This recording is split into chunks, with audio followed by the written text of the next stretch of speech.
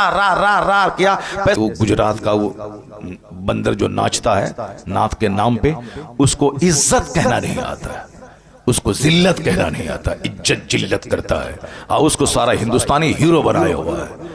उसकी जबरदस्त बाइकाट करो सारे हिंदुस्तान में। अगर उसी को बुलाना है तो फिर दूसरे दिन तुम कव्वालों को बुलाओगे, हारमोनियम और तबला वाले को बुलाओगे।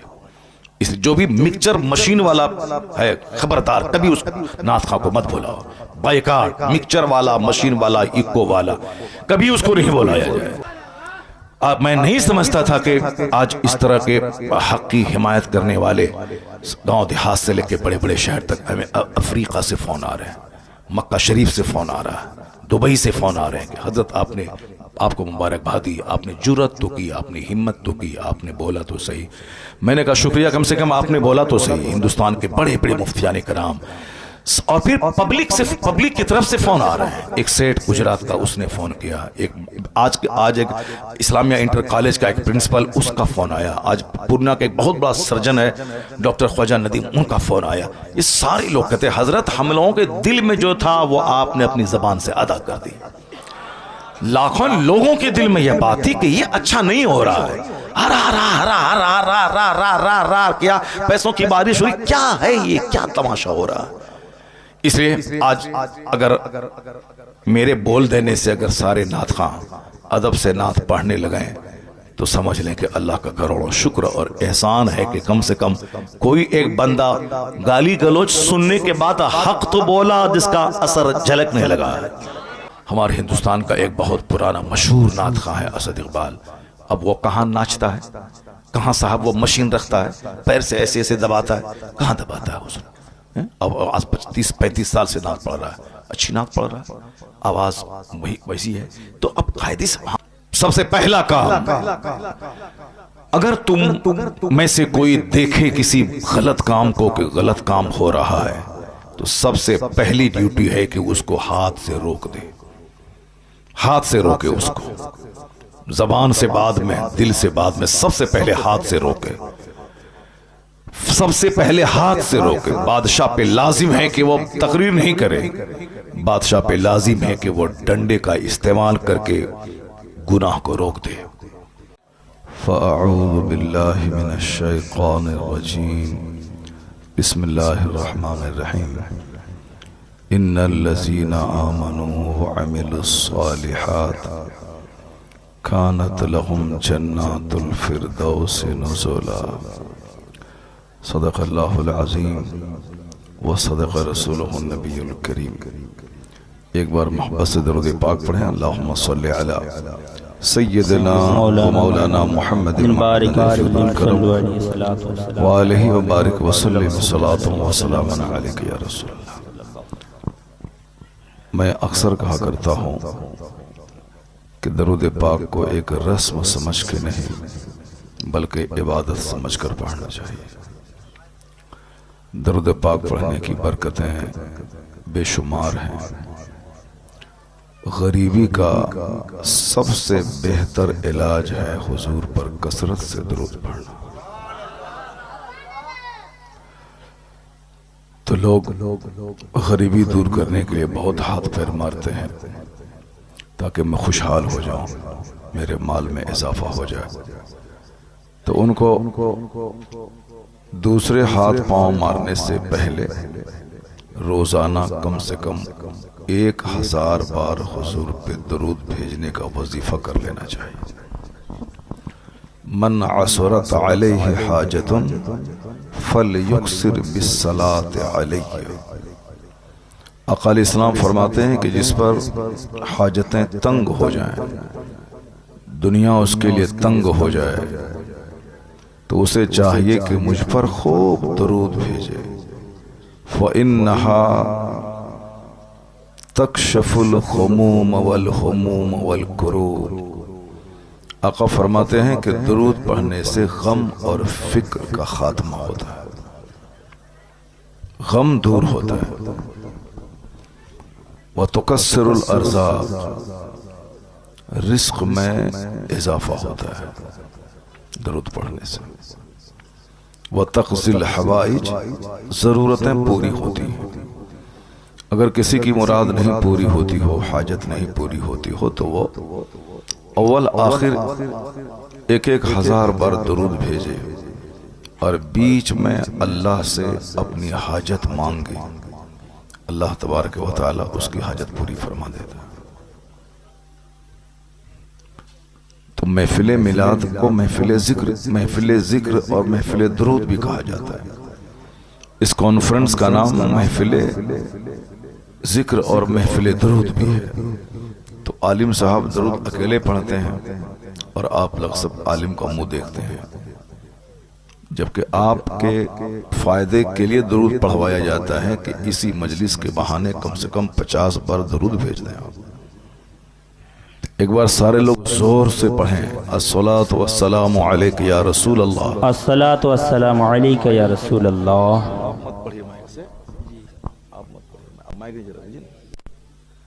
सारे लोग जोर से बोलें, अस्सलातु वस्सलामु अलैका या रसूल अल्लाह व अला आलिका व अस्हाबिका या नूर अल्लाह। इसको बिल्कुल जबान पे चढ़ा लें हमेशा। बाइक चलाएं, हैंडल पे हाथ रहे, जबान पे क्या रहे, अस्सलातु वस्सलामु अलैका या रसूल अल्लाह। अगर मर गए, एक्सीडेंट कर गए आप, तो आप जबान पे दुरूद जारी रहा तो समझ लें कि सीधे जन्नत का रास्ता तय कर लिया। ट्रेन पे सफर कर रहे हैं, कोई काम नहीं मिल रहा है तो व्हाट्सएप चला रहे हैं, यूट्यूब चला रहे हैं, फालतू की बातें कर रहे हैं, टाइम बर्बाद कर रहे हैं। ट्रेन यहां से कलकत्ता जा रही है, मालदा से 5 घंटे लगते हैं। अब वो 5 घंटे या तो बंदा सो के गुजारता है या दूसरों से फालतू बातें करता हुआ गुजारता है। काश पेशाब पखाना और खाने के अलावा सिर्फ 2 घंटे में अगर वह 2000 दुरूद पढ़ ले, ये यादगार सफर हो जाएगा उसका। कोई नहीं करता, सारे लोग सिर्फ दूसरों का मुंह देखते हैं, दूसरों का मुंह देखते हैं, और नहीं उससे फुर्सत मिली तो मोबाइल चलाते हैं। मोबाइल में अच्छी चीजें नहीं देखते हैं। मोबाइल में किताब भी ज्यादा नहीं पढ़ना चाहिए आदमी को, क्योंकि उससे आंख की बीनाई कम होती है। अपने साथ सफर में पहले बुजुर्गान दीन किताबें रखा करते थे और जहां मौका मिला किताबों का मुताला करते थे। किताब पढ़ना चाहिए और किताबों के मुताले से दिल जिंदा होता है, आंखें मजबूत होती हैं। तो मोबाइल का बिल्कुल जरूरतन इस्तेमाल करे बंदा। मैं अक्सर यही कहता हूं कि ये बहुत अल्लाह की बहुत बड़ी नेमत है। ये मोबाइल बहुत बड़ी नेमत है। इतनी बड़ी नेमत है कि पहले आप अपने बेटे को खत लिखते थे, मालदा से दिल्ली में रहने वाले बेटे को, तो वो खत 10 दिन में पहुंचता था। फिर वहां से जवाब 10 दिन के बाद आता था, तब पता चलता था कि मेरा बिलाल कैसा है। कितनी बड़ी नेमत है अल्लाह की कि 1 सेकंड में अपने लाल से आप बात कर लेते हैं। जो काम पहले 20 दिन के बाद होता था कि खत लिखे, 1 हफ्ते में पहुंचा, फिर वहां से जवाब 1 हफ्ते के बाद आया, 1 मिनट में वह काम हो जाता है। तो अब इतनी बड़ी नेमत अल्लाह ने दी, बंदा उसका कितना गलत इस्तेमाल कर रहा, कितना उसका मिसयूज कर रहा। पहले मालदा शहर में आपकी अगर 3 दुकान होती थी तो आपको 1 घंटा यहां, 1 घंटा वहां, 1 घंटा वहां टाइम देना पड़ता था। लेकिन इस मोबाइल ने किस कदर आसानियां पैदा कर दी कि बैक वक्त 10 दुकान को बंदा डील कर लेता है। पहले ऑर्डर देने के लिए मालदा से दिल्ली जाना पड़ता था, फिर वहां से माल लाना पड़ता था। अभी कुछ नहीं, सिर्फ आप मोबाइल से ऑर्डर दे दें, वहां से माल पहुंच जाएगा, उसी मोबाइल से आप पैसे भेज दें उसको। कितनी आसानियां पैदा हो गई। एक बहुत बड़ा तोहफा है अल्लाह की तरफ से मोबाइल। लेकिन जिस तरह बंदा दूसरी नियमतों का गलत इस्तेमाल, मिसयूज करता है, उसी तरह मोबाइल का भी गलत इस्तेमाल शुरू किया। मोबाइल का गलत इस्तेमाल इतना हुआ कि जिस बच्चे को डीएम बनना था वो चपरासी भी नहीं बन पा रहा। जिस बच्चे को आशिक रसूल होना था वो साहब गली कूचे का दिल फेंक आशिक बन रहा। इस मोबाइल ने सेहत छीन ली, इस मोबाइल ने हमारे बच्चों की पढ़ाई चौपट कर दी। इस मोबाइल की वजह से समाज गुनाहों के ढेर पे खड़ा है। तो अब मुसलमानों को करना यही है कि फालतू चीजों से बचते हुए जरूरतन इसका इस्तेमाल करना है। और ये पैगाम हजरत मौलाना गुलाम, हजरत मौलाना शकील आसवी साहब क़द्दसल्लाहु अली, इनसे पूछें कि हदीस पाक में कैसे दिया गया है। जो अननेसेसरी चीज है, फालतू चीज है, यानी बेकार की चीज है, जैसे बेकार घूमना, बेकार बातें करना, बेकार दोस्ती यारी करना, जरूरत से ज्यादा खाना, बेकार सोना। सोना है 5 घंटे तो अब बंदा 10 घंटे सो रहा। खाना है 4 रोटी तो खीर के साथ 10 रोटी बंदा दबा दे रहा है। फिर 2 4 5 दिन लूज मोशन हो और बाथरूम दौड़ता रहा है। बात हो रही है, बात करते करते ऐसी बात जबान से निकल गई कि जूता चप्पल चलने लगा, मारपीट होने लगी। गैर जरूरी बातें से बचना चाहिए, गैर जरूरी खाने से बचना चाहिए, गैर जरूरी सोने से बचना चाहिए, गैर जरूरी घूमने से बचना चाहिए। इसी को आका अलैहिस्सलाम ने 1400 साल पहले बड़ी खूबसूरती के साथ कहा, क्योंकि सबसे बड़े मोहसिन, सबसे बड़े मुअल्लिम, सबसे बड़े रिफॉर्मर की जात पैगंबर आज़म अलैहिस्सलाम की जात गिरामी, उनसे अच्छी बात किसी की हो ही नहीं सकती। आका अलैहिस्सलाम ने क्या कहा? मिन हुस्न इस्लामिल मर तरकुहु मा ला यानी।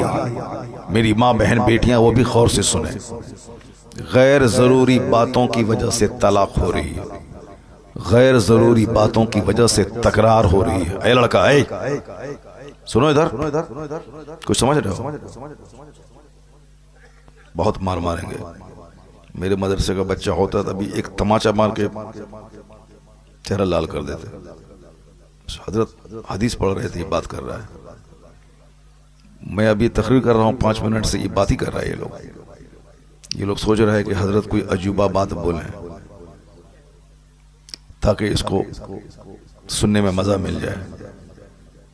ये सब बच्चे आगे बैठे हुए हैं, जरा बताएं, सब नंगे सर बैठे हुए हैं, सब नंगे सर बैठे हुए हैं। सबके सर के बाल का स्टाइल देखिए, जोकर की तरह। इसके जिम्मेदार इसके माँ बाप हैं। हम लोगों की माँ बचपन में नहला धुला के, टोपी पहना के, कुर्ता पजामा पहना के तब महफिल मिलाद में भेजती थी कि बेटा आज महफिल मिलाद है जाओ। तब जो बात हम लोग आज से 50 साल पहले सुने थे, 40 साल पहले, वो बातें आज तक याद है। हम लोग महफिल मिलाद में जाते थे, अपने उस्ताद का, अपने आलिम का हाथ चूमते थे, उनके हाथ को अपने सर पर रख के उनसे दुआएं लेते थे। और ये नंगे सर आ गया, पता नहीं कैसी माँ इनकी है, कैसे बाप इनके है। ऐसा नहीं कि बच्चा बड़ा हो जाएगा तो खुद से सीख लेगा, ऐसा नहीं होता है। बच्चा बड़ा होने के बाद टाइट हो जाता है और फिर वो सारी जिंदगी बुढ़ापे तक वो आदत नहीं छूटती है। मदरसे में जो बच्चे पढ़ते हैं हमारे हैं, जो बचपन से नमाज की आदी बने, वो बुढ़ापे तक नमाज के आदी रहते हैं। जो तालिब इल्मी के ज़माने में कभी नमाज पढ़ा, कभी छोड़ा, उस्ताद के डर से पढ़ा छोड़ दिया, वो 50 साल की उम्र में भी नमाजी नहीं बन पाता है। तो इसलिए ये न बोले कि मेरे बच्चे छोटे हैं, वो बड़े होने के बाद संभल जाएंगे। नहीं, आका अलैहिस्सलाम ने हमें हुक्म दिया है कि अपने बच्चों की इज्जत करो। अक्रिमु औलादकुम। जब बच्चे तेरे 10 साल से नीचे रहें तो उन बच्चों की खूब इज्जत करो, उसको खूब प्यार दो, उसकी पेशानी को चूमो, उनको सीने से लगाओ। लेकिन जब बच्चे 10 से ऊपर हो जाएं तो उन बच्चों के साथ एक गुलाम की तरह सलूक करो। उन बच्चों के साथ खूब काम उससे लो, खूब मेहनत करवाओ। उसको बोलो कि 3 कपड़े तुमको पहनना है, कपड़ा चेंज करो। मदरसे के बहुत सारे बच्चे इस पर अमल नहीं करते हैं, चूंकि गांव देहात से आते हैं, तो उसको क्लास के टाइम में लिबास चेंज करने में बोझ लगता है। उसको बोझ मालूम होता है कि लिबास नहीं चेंज कर, जबकि स्कूल के बच्चे 4 ड्रेस पहनते हैं डेली। क्लास के टाइम का ड्रेस अलग है, यूनिफॉर्म, वहां से आने के बाद जनरल लिबास, खेल के टाइम का ड्रेस अलग है, फिर रात में नाइट ड्रेस अलग है, ताकि बच्चे एक्टिव रहें, सुस्त कोढ़ी नहीं बन जाए, काम चोर नहीं बन जाए।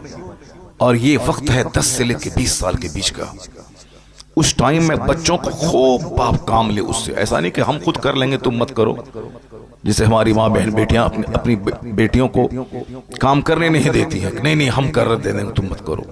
वही बेटी ससुराल में जाने के बाद माँ का प्यार सास से ढूंढती है, और सास तो सास ही है।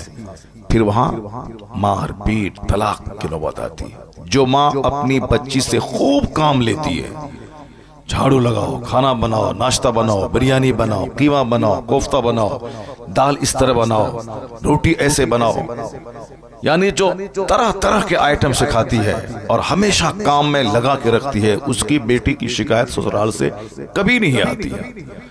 उसकी बेटी बिजली के नाम से पुकारी जाती है, सास की निगाहों में अजीज बन जाती है। उनका शौहर उससे खुश रहता है, चूंकि औरतों के ताल्लुक से शौहर का एक मजाज होता है कि इनका हाथ हर वक्त काम में लगा रहे। सास भी चाहती है कि हर वक्त ये काम में लगी रहे। क्या मतलब? सुबह उठे सबसे पहले नमाज पढ़े, कुरान पाक की तिलावत करे, उसके बाद वो हाथ में झाड़ू ले। ऐसा नहीं कुरान पढ़ने से पहले वो पूरे घर बार को साफ कर दे, नहीं, सबसे पहले नमाज पढ़े। वो गलत बात है कि दिन निकलने से पहले ही झाड़ू वाड़ू कर दे। दिन निकलने से पहले सबसे पहला काम है नमाज पढ़े। नमाज सबसे बड़ा काम है, उससे बड़ा कोई काम नहीं। एक बंदा जब नमाज पढ़ता है तो समझ लें कि दुनिया का सबसे बड़ा काम वो कर रहा है, उससे बड़ा कोई काम नहीं। 50 खरब की बिल्डिंग बनाना, 50 खरब की जमीन खरीदना, 50 मॉल बनाना, मार्केटिंग कॉम्प्लेक्स बनाना, ये सब छोटा काम है। जो बंदा नमाज पढ़ता है समझ लें ये जिंदगी का सबसे बड़ा काम कर रहा है। सुभान अल्लाह बोलो ना। कोई अजूबा बात बोलते हैं तब सुभान अल्लाह कहोगे तुम। इस बात को सिर्फ नोट करके यहां से चले जाओ, 5 घंटे की तकरीर सुनने से बेहतर है। इस बात को नोट कर लो कि जिंदगी का सबसे बड़ा काम नमाज पढ़ना है। 50 करोड़ रुपए की बिल्डिंग कोई बना रहा है और कोई नमाज पंजगाना पाबंदी से पढ़ रहा है, मैं कसम खा के कहता हूं कि ये 50 करोड़ की बिल्डिंग से बड़ा काम नमाज पंजगाना अदा करना है। चूंकि हमारा मकसद बिल्डिंग बनाना नहीं है इस दुनिया में, हमारा मकसद अल्लाह की इबादत करना है। बिल्डिंग इसीलिए है ताकि मैं उसमें रह सकूं, कपड़ा इसीलिए है ताकि मैं अपने सत्र को छुपा सकूं, खाना इसीलिए है ताकि मेरी पीठ सीधी रहे, मैं जिंदा रह सकूं। और जिंदा क्यों रहूं? अल्लाह की इबादत कर सकूं। मकसद हयात अल्लाह की इबादत है कि हमको अल्लाह की बंदगी करनी। अब बंदगी करने के लिए जिंदा रहना, जिंदा रहने के लिए खाना खाना, जिंदा रहने के लिए कपड़ा पहनना, जिंदा रहने के लिए सर छुपाने के लिए घर चाहिए। घर बनाना मकसद हयात नहीं है, जिंदा रहने के लिए एक चीज है वो। खाना खाना ये मकसद हयात नहीं है, जिंदा रहने के लिए एक जरूरी चीज है। कपड़े का मुकाबला करना ये मकसद हयात नहीं है कि सुबह कुछ पहने शाम कुछ पहने, नहीं, जिंदा रहने के लिए कपड़ा जरूरी है। और जिंदा क्यों रहा जाए? तबारकल्लज़ी बियदिहिल मुल्क व हुवा अला कुल्लि शैइन क़दीर अल्लज़ी खलक़ल मौत वल हयात लियब्लुवकुम अय्युकुम अहसनु अमला। अल्लाह कहता है बड़ी बरकत वाला है वो जिसके कब्जे में है सारी बादशाहत, वो हर चीज पर कादिर है, जिसने मौत और जिंदगी पैदा की। Who created life and death, जिसने मौत और जिंदगी पैदा की ताकि वो टेस्ट करे कि तुम में से किसका काम अच्छा है। हमें अच्छे काम के लिए रब ने पैदा किया, न कि सिर्फ मकान का मुकाबला करें। वॉल पुट्टी करना है तो फॉल्स सीलिंग करना है तो ग्रेनाइट लगाना है तो टाइल्स लगाना है, तो हाँ टाइल्स खूबसूरत है, ग्रेनाइट खूबसूरत है, तुम्हारे घर की फॉल्स सीलिंग खूबसूरत है, लेकिन तुम कब खूबसूरत बनेगा? तुम्हारी खूबसूरती न मकान से है, तुम्हारी खूबसूरती न टाइल्स और मार्बल से है, तुम्हारी खूबसूरती अल्लाह की इबादत और अच्छे अखलाक से है। मिट्टी के घर में कोई सिविलाइज्ड, डिसिप्लिन, मुहज्जब, बाअखलाक नमाजी रहता हो तो वो मिट्टी का घर सोने के घर से बेहतर है। अगर गोल्ड का घर है उसमें है शराबी, उसमें है जुआरी, उसमें है सूदखोर, उसमें है नशा करने वाला, उसमें है रात दिन गाने सुनने वाला, उसमें है बेनमाजी, तो वह सोने का घर उसके लिए राख और कूड़ा करकट का ढेर है उसके लिए।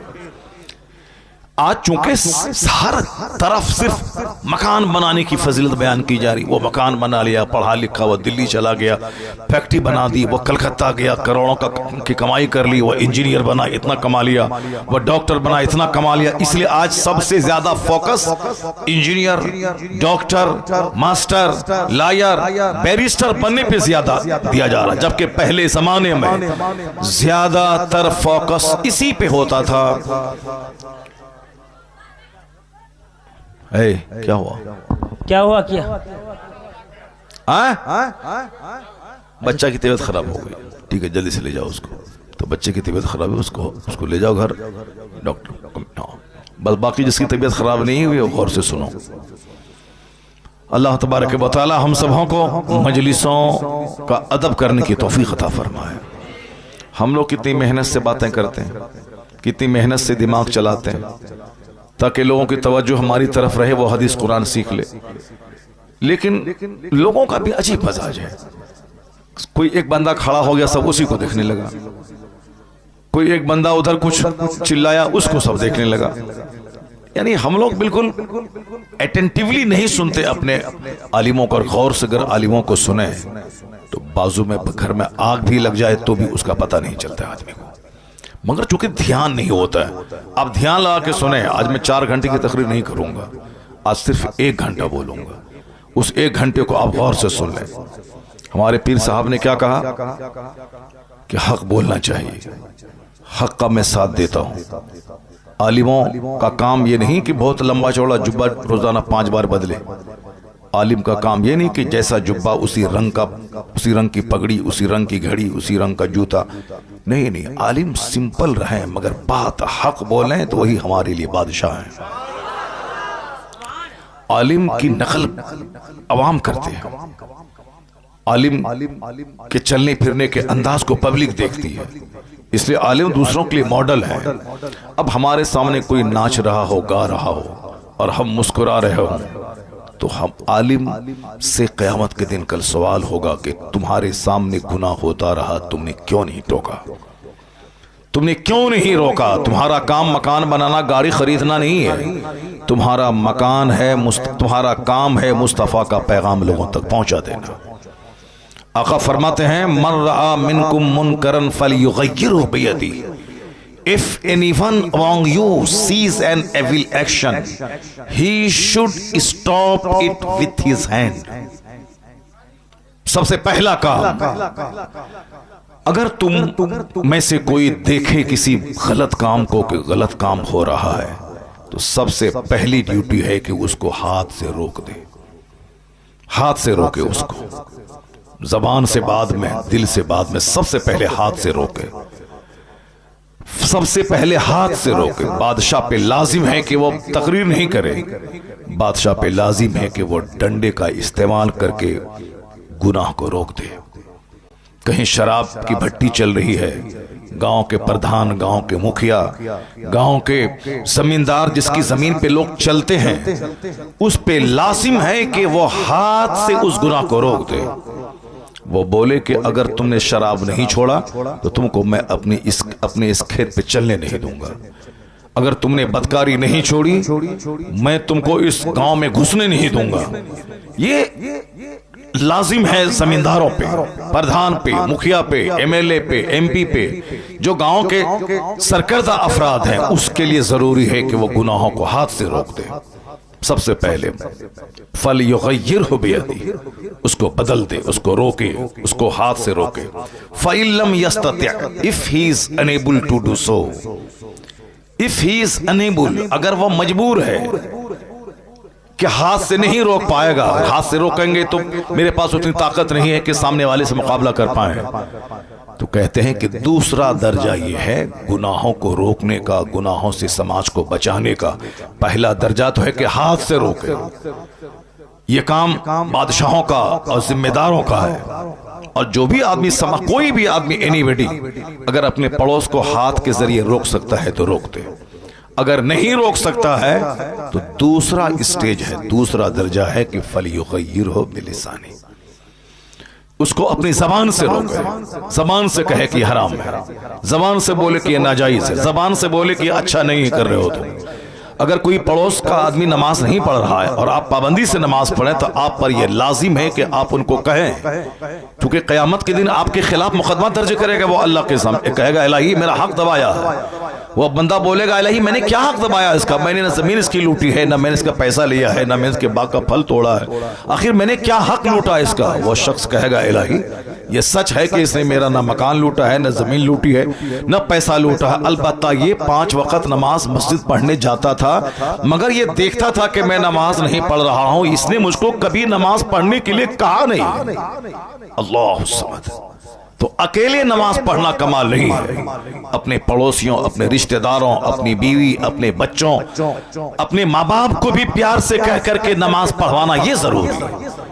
और अगर कबूल कर ली गई आपके खिलाफ, अगर ये मुकदमा कबूल हो गया तो फिर आपकी नेकी उस पड़ोसी को दे दी जाएगी, उसका गुनाह आपको दे दिया जाएगा। तुम जानबूझकर तुमने इनको क्यों नहीं गुनाहों से रोका, तुमने क्यों नहीं टोका।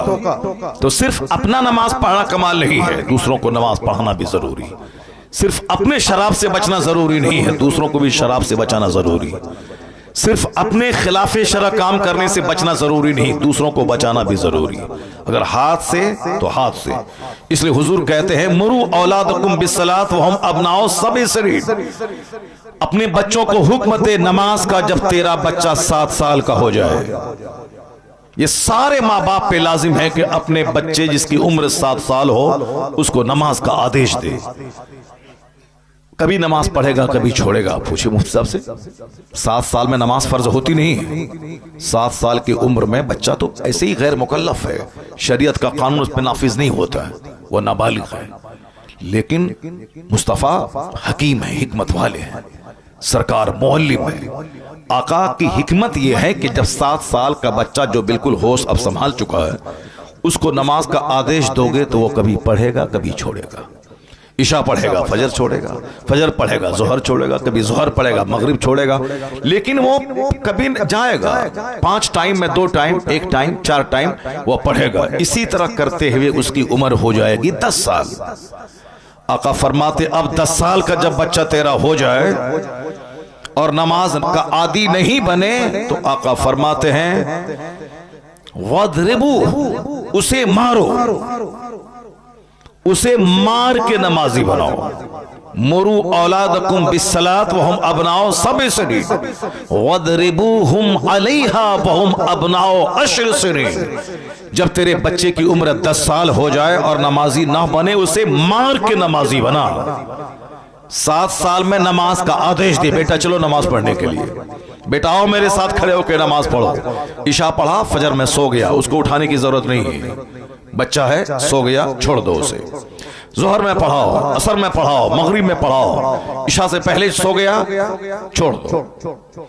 लेकिन जब 10 साल का हो जाए उसे मार के नमाजी बनाओ। 10 साल के होने के बाद अगर वो अब तक जवान नहीं हुआ है तो उसको नमाज कज़ा करने के बाद उसको हुक्म दो कि तुमने जोहर नहीं पढ़ी थी जोहर पढ़ो, बेटा तुमने इशा की नमाज नहीं पढ़ी थी उसको फजर में पढ़ो, तुमने फजर नहीं पढ़ी थी जोहर में पढ़ो। लेकिन जब बच्चा जवान हो जाए, जवान होने से पहले पहले उसको नमाजी बना देना है, मार के हो या प्यार से हो, ताकि 10 साल के बाद जिस दिन नमाज फर्ज हुई उस पर, जिस दिन मर्द यानी लड़का नाइट फॉल उसको हुआ, कपड़ा खराब ख्वाब में हो गया, उस दिन वो जवान हो गया। अब शरीयत के सारे कवानीन उसकी तरफ मुतवज्जे हो गए। अब नमाज फर्ज हो गई, अब रोजा फर्ज हो गया। अब क्या है कि एक वक्त की नमाज छोड़ना उसके लिए हराम और गुनाह कबीरा है, बड़ा गुनाह, मेजर गुनाह, बड़ा गुनाह। नमाज पढ़ना फर्ज आजम है तो नमाज छोड़ना गुनाह आजम है, बड़ा गुनाह है नमाज छोड़ना।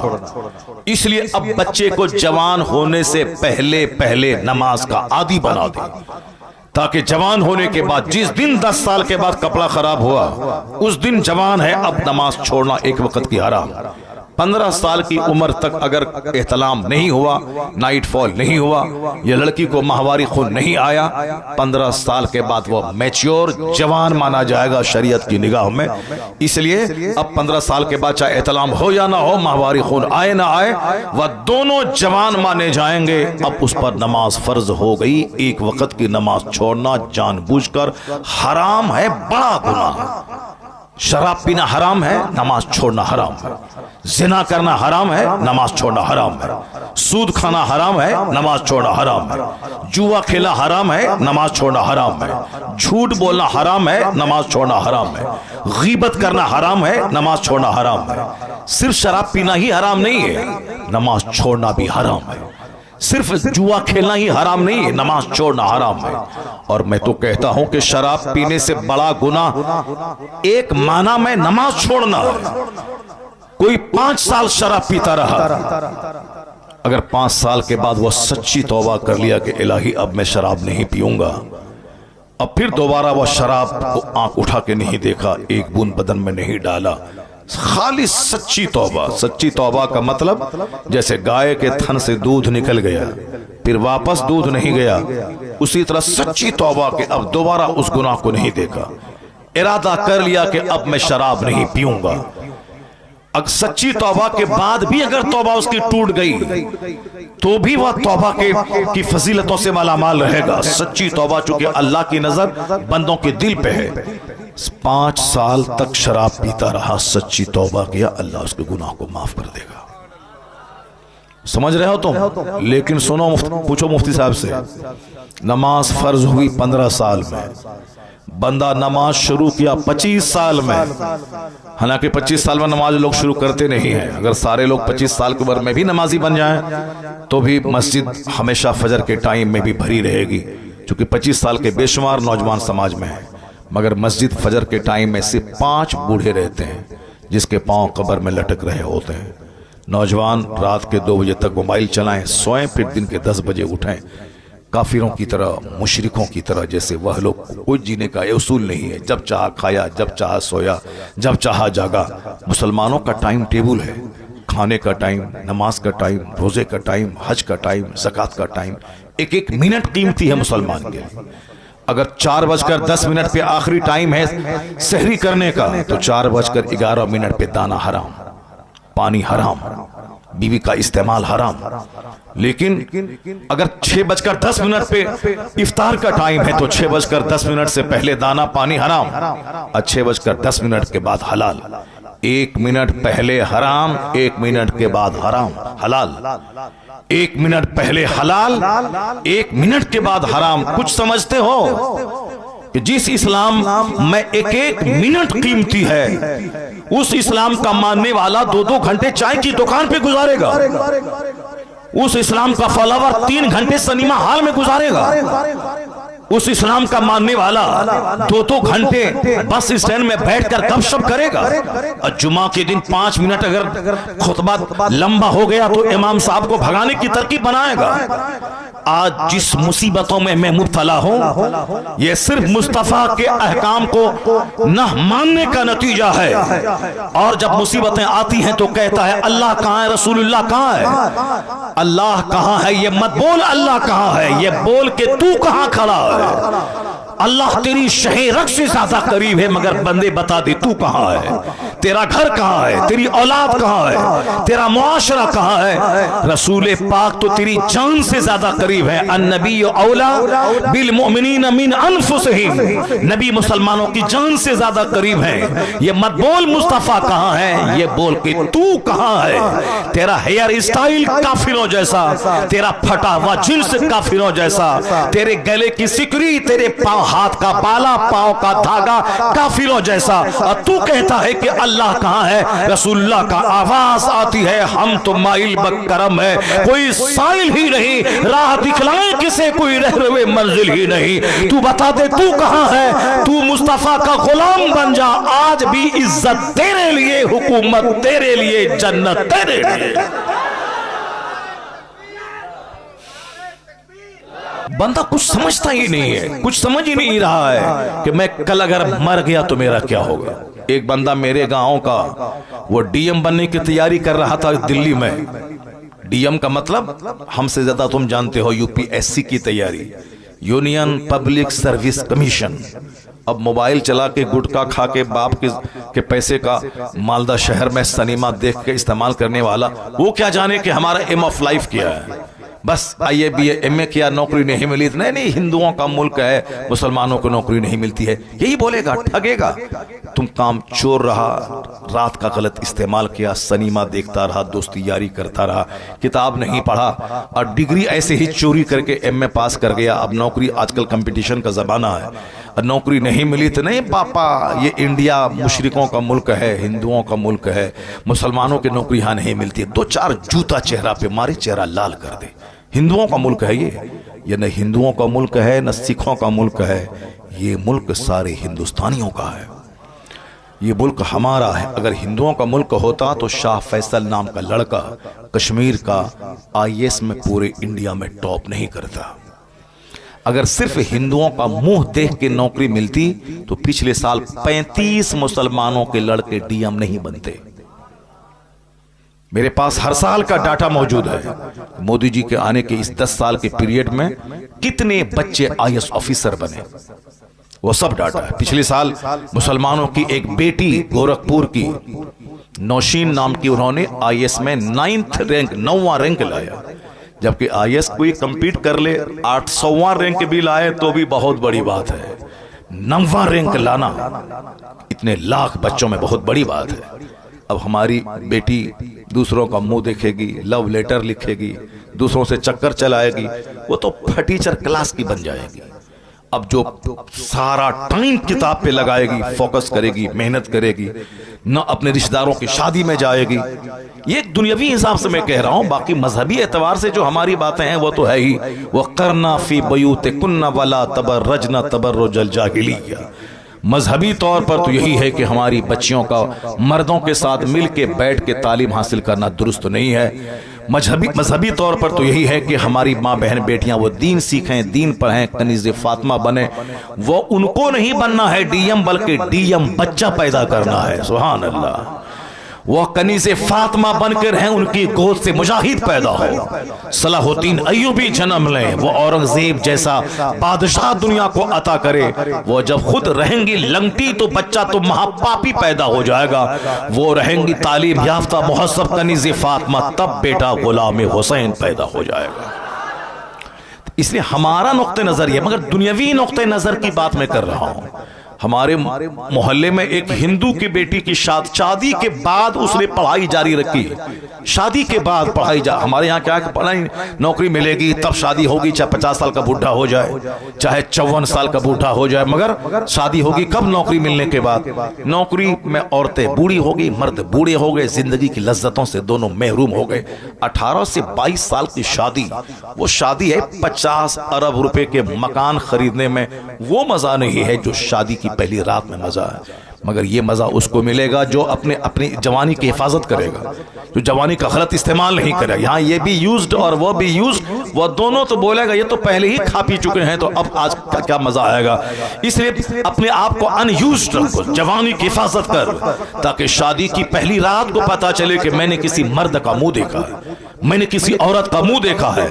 फिर तो जिंदगी में वो लज्जतें मिलेंगी कि समझ लो कि उससे बड़ी कोई लज्जत ही जिंदगी में नहीं है। यहां तो साहब सब कुछ तबाह बर्बाद हो, जवानी बर्बाद हो गई, आबरू लुट गई, शादी से पहले ही सब कुछ तबाह बर्बाद हो गया। अब वो शादी को क्या समझेगा? शादी के दिन रो रहा है, शादी को बोझ समझ रहा है, औरत से नफरत कर रहा है। वो तो वही करेगा जो जानवरों जैसी जिंदगी गुजार चुका हो पहले। टाइम पे शादी, वक्त पे शादी, वक्त पे औलाद, ताकि हम 60 साल के रहे तो 30 साल का मेरा जवान बेटा मेरा पार्टनर हो जाए, ताकि हमको दुनिया छोड़ने का कोई गम मेरे सीने पे नहीं रहे। शादी होगी 50 साल में, बेटा पैदा होगा, अगर बेटा भी पैदा हुआ ये 70 साल का होगा, तब बेटा होगा जाकर के 20 साल का। बेटा से कोई फायदा इसको नहीं मिलेगा। अगर बेटी पैदा हुई तो मरने वाला बुढ़ा 70 साल का रहेगा, बेटी होगी उसकी 20 साल की। अब शादी ना कराने का गम लेके बुढ़ा मर जाएगा। जवानी में शादी कर 18 से 20 साल की उम्र में, ताकि 50 साल 40 साल होते होते तेरी बेटी जवान हो जाए, शादी के लायक हो जाए फिर तू भाग दौड़ के अपनी जवानी बेटी की शादी अच्छे घर में करा दे। और अगर बेटा हो गया तो फिर तेरा पार्टनर होगा, तू भी कमाएगा 10,000, तेरे बेटे कमाएंगे 10,000। जो काम 2 आदमी मिलके करेगा, 4 आदमी दूसरे यहाँ वो आदमी वो अकेला करेगा, चूंकि बेटा पार्टनर होके अपने बाप को राहत और सुख पहुंचाने वाला बन जाएगा। शादी वक्त पे होनी चाहिए ताकि शादी की लज्जतें महसूस हों। अब जरा गौर से सुनिए, मैं ये कहना वाला हूं कि उसके यहाँ शादी हुई, शादी के बाद भी पढ़ाई जारी रखा उसने, उसकी औरतें, कोई कहानी नॉवेल अफसाना नहीं है। अब बिल्कुल करंट 2-4 साल पहले के बाद, जहाँ मेरा मदरसा है उस मदरसे के बाजू में हिंदू का मोहल्ला है, वहाँ उस लड़की की शादी हुई। और हमारे यहाँ लड़की की शादी होने के बाद अब तलावत, दुरूद, नमाज, शादी से पहले तिलावत है ताकि जब लड़का देखने के लिए आए लड़का वाला तो कहे कि हाँ हाँ मेरी बेटी कुरान भी पढ़ती है। कुरान क्या पढ़ती है? 100 में 99 औरत कुरान सही पढ़ती ही नहीं है। 100 में 99 औरत। किस कदर जहालत है, किस कदर इलिटरेसी है हमारी मोहम्मद सोसाइटी में। और आपकी मस्जिद में जितने मर्द नमाजी हैं उस मर्द में 100 में 10 को छांट लें, 90 लोग वो हैं जिसको नमाज पढ़ने का तरीका ही नहीं मालूम है, कुरान शरीफ नहीं जानते हैं। वो 80 साल से नमाज पढ़ रहे हैं, 5 हज करके आ गए हैं, 10 उम्रा कर रहे हैं, सुबहान रब्बियल आला कहना नहीं आता उनको, अल्हम्दुलिल्लाह रब्बिल आलमीन कहना नहीं आता है। जैसे वो गुजरात का वो बंदर जो नाचता है नात के नाम पे, उसको इज्जत कहना नहीं आता है, उसको जिल्लत कहना नहीं आता, इज्जत जिल्लत करता है। उसको सारा हिंदुस्तानी हीरो बनाया हुआ है, उसकी जबरदस्त बाइकाट करो सारे हिंदुस्तान में। अगर उसी को बुलाना है तो फिर दूसरे दिन तुम कव्वालों को बुलाओगे, हारमोनियम और तबला वाले को बुलाओगे। इसलिए जो भी मिक्सचर मशीन वाला है खबरदार कभी उस नाथ खां को मत बुलाओ। बाइकाट, मिक्सचर वाला, मशीन वाला, इको वाला, कभी उसको नहीं बुलाया जाए। सिंपल ढंग से जो नाथ पढ़ता, अभी नाथ पढ़ी इन्होंने, कितनी अच्छी नाथ पढ़ी उन्होंने, माशाअल्लाह सुभान अल्लाह। हमारे हिंदुस्तान का एक बहुत पुराना मशहूर नाथ खां है असद इकबाल। अब वो कहाँ नाचता है, कहाँ साहब वो मशीन रखता है, पैर से ऐसे ऐसे दबाता है, कहाँ दबाता है उसने। अब आज 35 साल से नात पढ़ रहा है, अच्छी नात पढ़ रहा है, आवाज वही वैसी है। तो अब कायदे से हाँ वो अच्छी आवाज भी सही हो, मगर नात खानी जलसे में गालिब नहीं आनी चाहिए, जैसे हमारे बुजुर्गान दीन के ज़माने में होती थी, अल्लामा अरशद साहब के ज़माने में होती थी। एक नात खां आया, 5 अशार पढ़ा, बस चलो, बाकी अब दीन सिखा रहे हैं, कुरान हदीस की बातें हो रही। अब तो दीन की बातें दब गई, अब नात खानी सामने आ गई। ये अगर अच्छी नात भी पढ़े बंदा तो भी सीरत के जलसे में इस बात का ख्याल रहे कि नात खानी 10% हो, तकरीर 90% होनी चाहिए। कुरान शरीफ की तिलावत जैसे शुरू में होती है 5-10 मिनट के लिए, मैं कहता हूं कि 10 मिनट ही आधा घंटा कुरान पाक की तिलावत करो और अच्छे कारी से तिलावत करवाओ, ताकि मुसलमान भी सुने तो आंसू बहाएं और गैर मुस्लिम भी सुने तो उनका भी सीना हिल जाए। चूंकि मेरी गुफ्तगू में वो तासीर नहीं है, जो अल्लाह का कलाम आज भी वो असर रखता है कि बंदा कायदे से तिलावत करे तो आंख से आंसू के कतरे बह जाए। वह तक़शइर्रु मिन्हु जुलूदुल लज़ीना यख़शौना रब्बहुम, कुरान कहता है जो अल्लाह से डरते हैं उनके रोंगटे कुरान सुनने के बाद खड़े हो जाते हैं, उनके रोंगटे खड़े हो जाते हैं, उनके चमड़े नर्म पड़ जाते हैं। व इज़ा समिअू मा उनज़िला इला रसूल तरा अयुनहुम तफीदु मिनद्दम, जब वो अल्लाह के कलाम को सुनते हैं तो आंखें आंसू बहाने लगती हैं। अल्लाह का कलाम है ही इस काबिल कि बंदा आंसू बहाए, हंसे नहीं। कुरान हुज़्न के साथ नाजिल हुआ है, इसलिए आका फरमाते हैं जब कुरान पढ़ो तो आंसू बहाओ, रोने जैसी सूरत बनाओ। खुद आका अलैहिस्सलाम अब्दुल्लाह इब्ने मसूद जो सहाबी रसूल हैं, उनसे कहा कि तुम कुरान पढ़ो मैं सुनूंगा। उन्होंने कहा सरकार कुरान तो आप पर नाजिल हुआ है, आपसे बेहतर कौन पढ़ सकता है? आका ने कहा कि मैं सुनना चाहता हूं तुझसे। उन्होंने जब कुरान पढ़ना शुरू किया तो हुजूर सुनते रहे, यहां तक कि इस आयत पर जब पहुंचे वजीना बिका अला हाउलाए शहीदा, सरकार ने हाथ के इशारे से कहा कि रुक जाओ, अब्दुल्ला इब्न मसूद जब रुक गए, चूंकि वो मुस्तफ़ा को सुना रहे थे, किस बेखुदी में सुना रहे होंगे, जिस पर कुरान नाजिल हुआ है उनको सहाबी सुना रहा है, किस कदर बेखुदी में सुना रहा होगा कि मैं आका को सुना रहा हूं जो कुरान वाले हैं, जिन पर कुरान नाजिल हुआ है, वो बेखुदी में सुना रहे थे। इधर आका अलैहिस्सलाम ने जब रुकने का इशारा किया, वो जब रुके, उसके बाद आंख उठा के देखा तो देखा हुजूर की आंखें आंसू बहा रही हैं। सुभान अल्लाह, सुभान अल्लाह। जिन पर कुरान नाजिल हुआ वो कुरान सुन के रो रहे हैं, इसलिए हुजूर ने कहा जब कुरान पढ़ो तो आंसू बहाओ, आंसू ना निकले तो आंसू बहाने जैसी सूरत बना लो। गम से कुरान नाजिल हुआ है। कुरान का मजाज है जंग साफ कर देना, कुरान का मजाज है घमंड दूर कर देना, कुरान का मजाज है जो सुने तो उसके रोंगटे को खड़ा कर देना। आज हमारे यहाँ कुरान ही नहीं पढ़ा जाता है, कॉमेडी सुनी जाती है, कुरान नहीं सुना जाता है। जहां तहां की बेजान कहानी सुनी जा रही, कुरान नहीं सुना जा रहा है।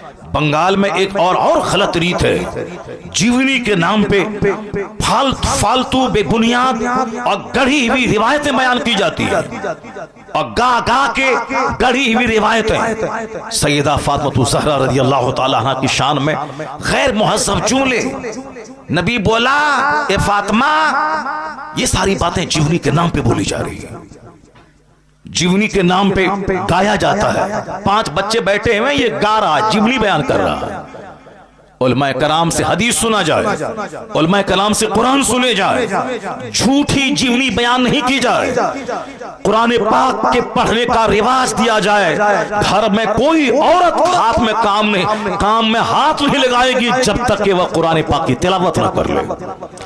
कोई झाड़ू नहीं लगाएगी जब तक कि वह दुरूद ना पढ़ ले। जिन अय्याम में उन पर नमाज फर्ज नहीं है, जब माहवारी के दिनों में, उन दिनों में भी आदत बना दे कि वह वजू करके मुसल्ले पे बैठ के 100 बार कलमा शरीफ, 100 बार दुरूद पढ़ ले, ताकि दूसरों को उनकी कमजोरी का पता भी नहीं चले और नमाज पढ़ने की आदत भी लगी रहे, ताकि नमाज 5 वक्त पढ़कर वजू करना, मुसल्ले पे बैठने की आदत लगी रहे। वरना वह पाक होंगी, 1 दिन पहले वो नहाएंगी, 2 दिन के बाद नमाज शुरू करेंगे, 5 दिन के बाद फिर अगला महीना का खून आ जाएगा, बस सुस्ती करेंगी। इसलिए बुजुर्गों ने कहा है उसे नापाक हालत में नमाज नहीं पढ़ना है, लेकिन वह दुरूद तो पढ़ सकती है, वजू करके मुसल्ले पे बैठ जाए ताकि नमाज के टाइम की आदत लगी रहे। वह दुरूद पढ़े काम शुरू करने से पहले। मुसलमान मर्द तिलावत करे काम शुरू करने से पहले, तिलावत 5 मिनट जल्दी से खत्म कीजिए, बाकी वो नाचेगा 1 घंटा, 1.5 घंटा, 2 घंटे तक। नाते पाक को नाच नहीं बोला जाता है, नाते पाक को मुजरा नहीं बोला जाता है। जो तुम्हारा स्टाइल, जो तुम्हारा ढंग है, उस ढंग की मजम्मत की जाती है, नात की नहीं। जो नात दिल से पढ़े तो बंदा वली बन जाएगा, जो दिल से मुस्तफ़ा से इश्क करे तो वह वली बन जाएगा।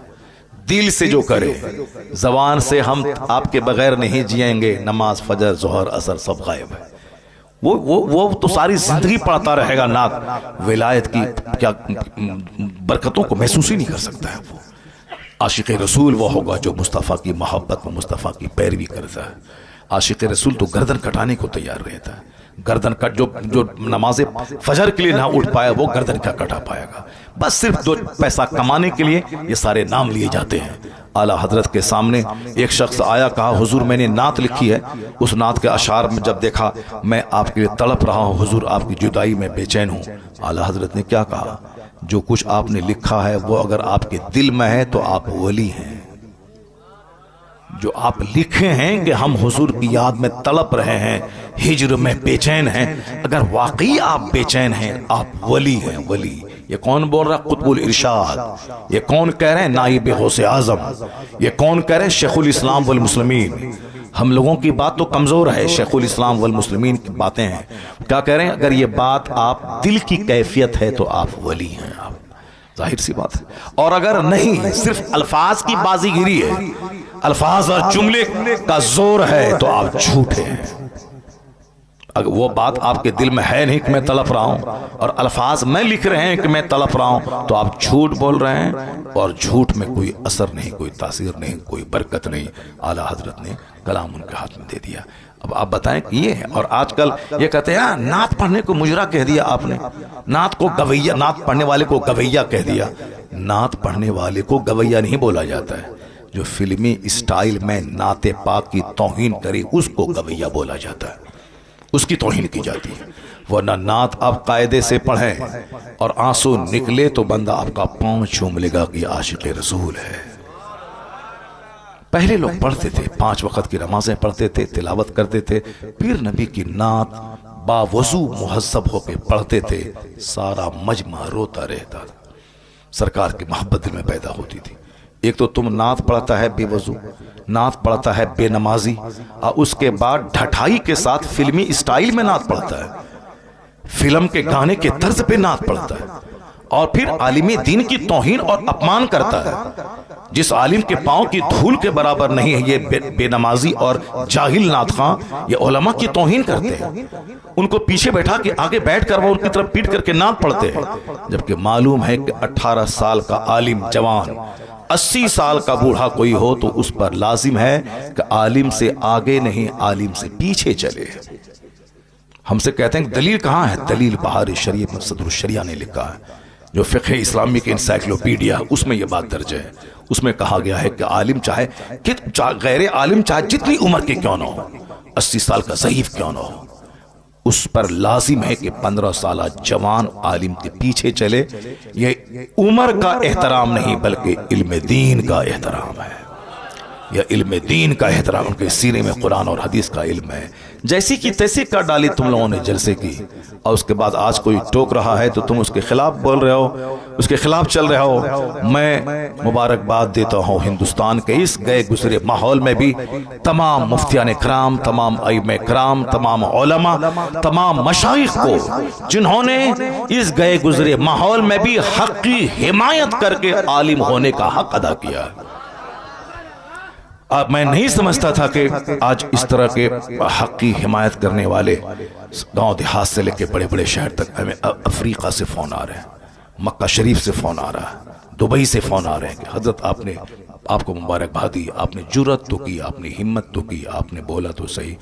मैंने कहा शुक्रिया, कम से कम आपने बोला तो सही। हिंदुस्तान के बड़े बड़े मुफ्तियान कराम, और फिर पब्लिक की तरफ से फोन आ रहे हैं। एक सेठ गुजरात का, उसने फोन किया। एक आज एक इस्लामिया इंटर कॉलेज का एक प्रिंसिपल, उसका फोन आया। आज पूर्णिया का एक बहुत बड़ा सर्जन है डॉक्टर ख्वाजा नदीम, उनका फोन आया। ये सारे लोग कहते हैं हजरत हम लोगों के दिल में जो था वो आपने अपनी जबान से अदा कर दी। लाखों लोगों के दिल में यह बात थी कि ये अच्छा नहीं हो रहा है, हरा हरा हरा हरा हरा हरा हरा हरा क्या पैसों की बारिश हुई, क्या है ये, क्या तमाशा हो रहा है। इसलिए आज अगर मेरे बोल देने से अगर सारे नात खां अदब से नात पढ़ने लगे तो समझ लें कि अल्लाह का करोड़ों शुक्र और एहसान है कि कम से कम कोई एक बंदा गाली गलोच सुनने के बाद हक तो बोला जिसका असर झलकने लगा है। उसकी सुबह होकर एक महफिल में था, वहां एक बहुत बड़ा हिंदुस्तान का नात खां, वह सिर्फ एक नात पढ़ के बैठने लगा तो मैंने कहा कि एक कलाम और सुना दो।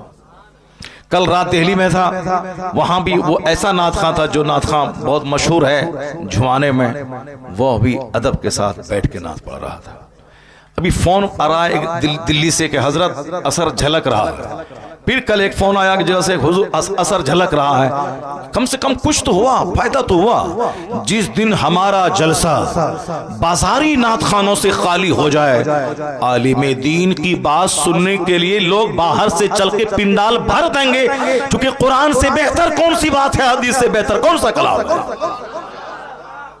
ये तो लोगों ने माहौल खराब किया। अल्लाह तबारक व तआला उन सबों को भी जो लोग बाजारी लबो लहजे में नाते पाक को बदनाम करते हैं, वह लोग भी कायदे से मुहज़्ज़ब होकर नात पढ़ने लगे। अल्लाह उन्हें अच्छे ढंग से नात पढ़ने की तौफीक अता फरमाए। चाहे 1000 अच्छी नात हो, मगर नात सिर्फ 5 से लेके 10 मिनट बस। उसके बाद तकरीर, फिर एक नात, फिर तकरीर, फिर एक नात, जैसे पहले होता था बुजुर्गान दीन के ज़माने में होता था। ये तो अब चला है कि नहीं, हम एक ही बार पढ़ेंगे, चाहे 1 घंटा पढ़वा लो, चाहे 2 घंटा पढ़वा लो, एक ही बार पढ़ेंगे।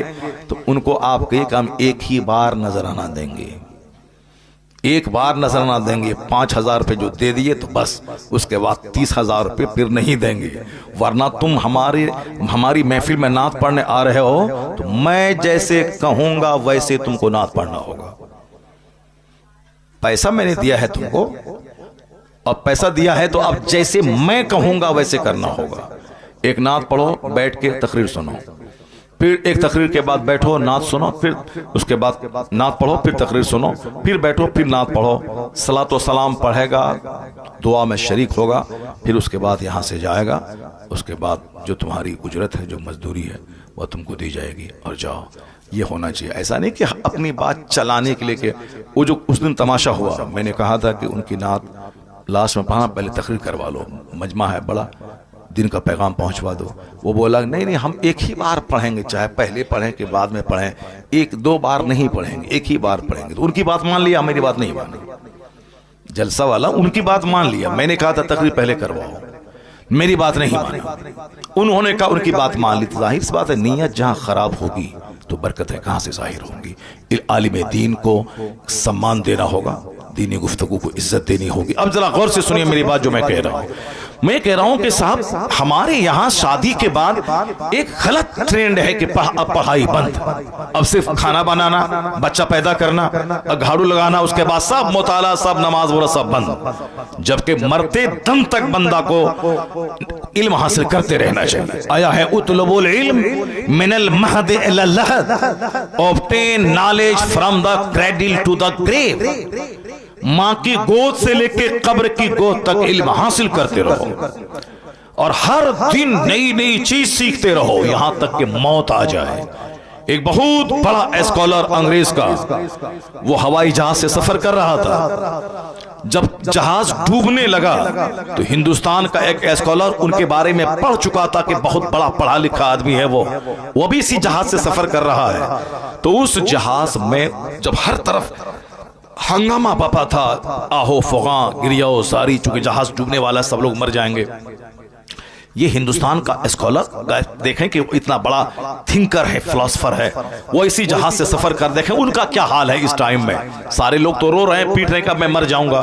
देखें उस बड़े फिलोसफर जिनकी एक एक बात में जिंदगी मिलती है, जिनका एक एक सेंटेंस वेटी वजनदार होता है, प्रेशस कीमती होता है। जरा उनसे पूछें, देखें उनका क्या सिचुएशन है इस मौत जब सामने नाच रही है, कश्ती डूबने वाला है। वो जब गया उसके कमरे में, हवाई जहाज, ये पानी वाले जहाज में, देखा कि वो किताब की स्टडी में लगा हुआ है।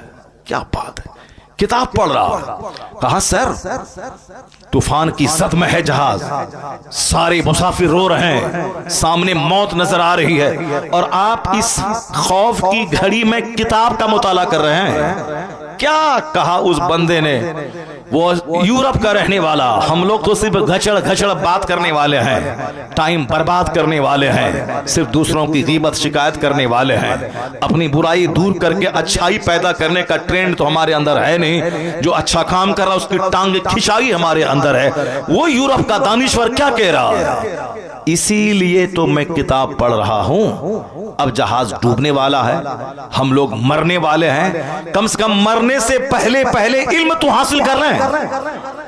अल्लाह समद, कम से कम मरने से पहले पहले एक चैप्टर तो पढ़ ले, मरने से पहले पहले एक इल्म तो हासिल कर लें। इसीलिए तो पढ़ रहा हूं। हालांकि जहाज डूबा नहीं, बिल्कुल उलट पुलट करके तूफान की जद में आ करके बस किनारा मिल गया और जहाज बच गया। अगर नहीं बचता, मर जाता, तो ये बात हमको कैसे मालूम होती?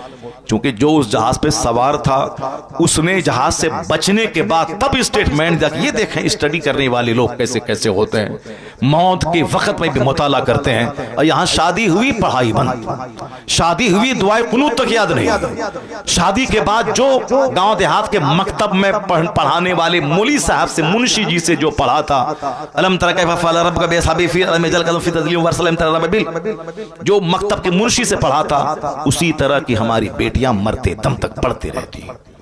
हमारे बच्चे मरते दम तक उसी तरह पढ़ते रहते हैं। ये नहीं कि अब जिंदगी बची है, शादी के बाद कम से कम वक्त है तो चलो ट्यूशन पढ़ करके इस अच्छे कारी से कम कुरान पाक की 20 सूरतें, जो तरावी की नमाज में जब मैं तन्हा पढ़ूं तो कम से कम 20 सूरतें, कम से कम 10 ही सही अलम तरा कैफा से लेके कुल अऊज़ु बिरब्बिन नास तक ठीक से पढ़ लें ताकि नमाज सही हो जाए। उसको तरावी में भी पढ़ें डबल करके और 5 नमाजें उसी 10 सूरतों से पढ़ें। कम से कम इतना तो कर लेना चाहिए। नहीं, बूढ़े हो गए, कुरान पाक कायदे से पढ़ नहीं पा रहे हैं। जरा देखें, वो हिंदू की बेटी शादी जवान हो चुकी थी, शादी हो गई, शादी के बाद अपने शौहर से कहा, शौहर से बोली कि मैं स्टडी जारी रखूंगी, आपकी खिदमत में कोई कमी नहीं होगी, मैं आपकी वाइफ हूं, मैं टाइम निकाल के मैं स्टडी करूंगी। तो शौहर ने कहा हाँ ठीक है स्टडी करो। इस कदर डीपली पढ़ाई करी कि पूरा हिंदुस्तान अखबार में आया था, सारा मेरा शहर खुशी मना रहा था। हिंदू तो खुशी मना ही रहे थे, मुसलमान भी उसकी मेहनतों की दाद दे रहे थे कि शादी होने के बाद, एक बच्चा होने के बाद भी पढ़ाई जारी रखी। वह ब्लॉक डेवलपमेंट ऑफिसर भी बन गई, बीडीओ ब्लॉक डेवलपमेंट ऑफिसर बन गई वो। और हमारी बेटी अलम तरा कैफा भी नहीं पढ़ पाई, दुरूद ताज भी नहीं पढ़ पाई, दुरूद इब्राहिमी भी कायदे से याद नहीं है। अगर दुरूद इब्राहिमी पढ़ो तो कोई बच्चा नहीं पढ़ पाएगा, वह भूलेगा, सर खुजलाएगा।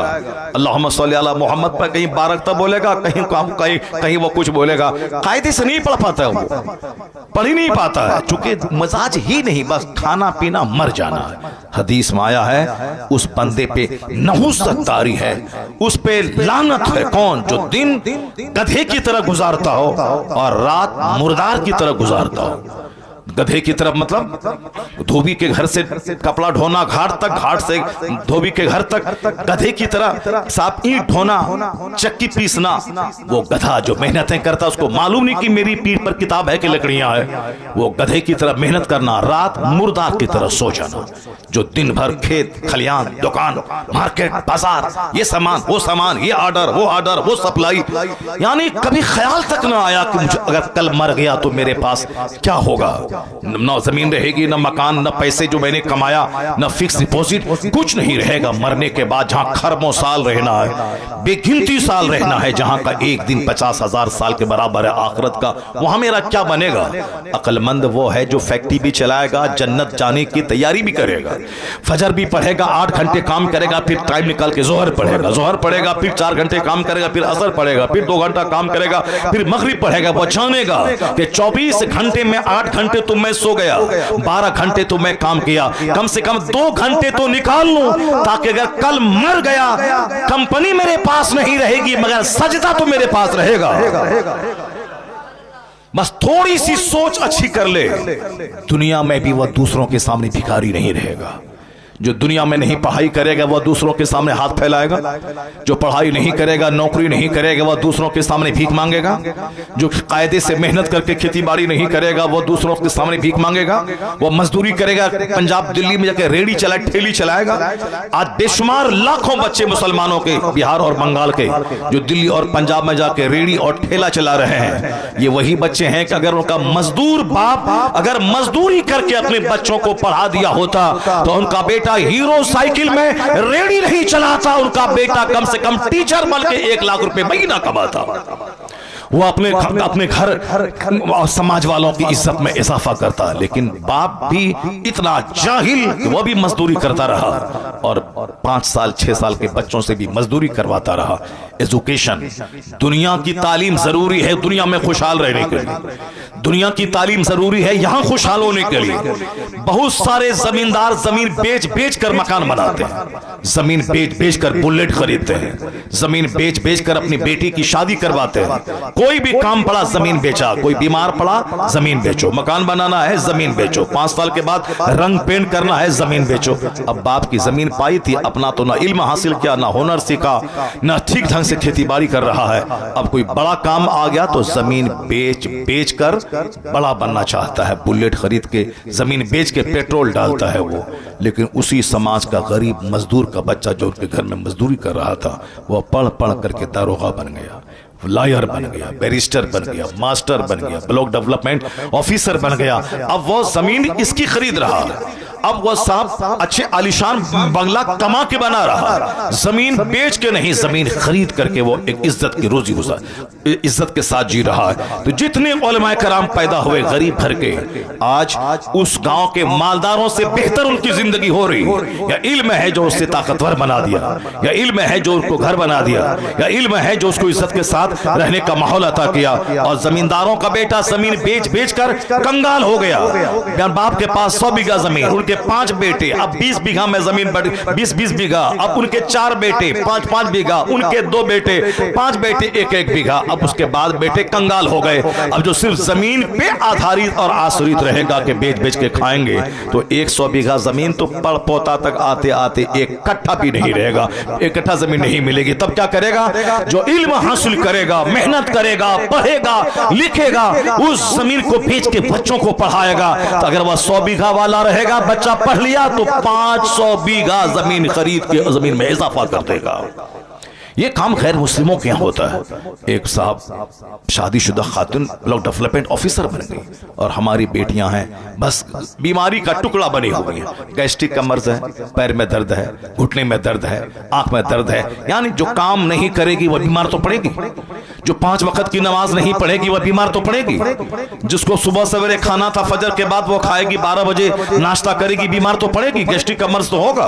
अब साहब उसकी आंख की बीनाई कमजोर तो होगी जो वक्त पे खाना नहीं खाएगी।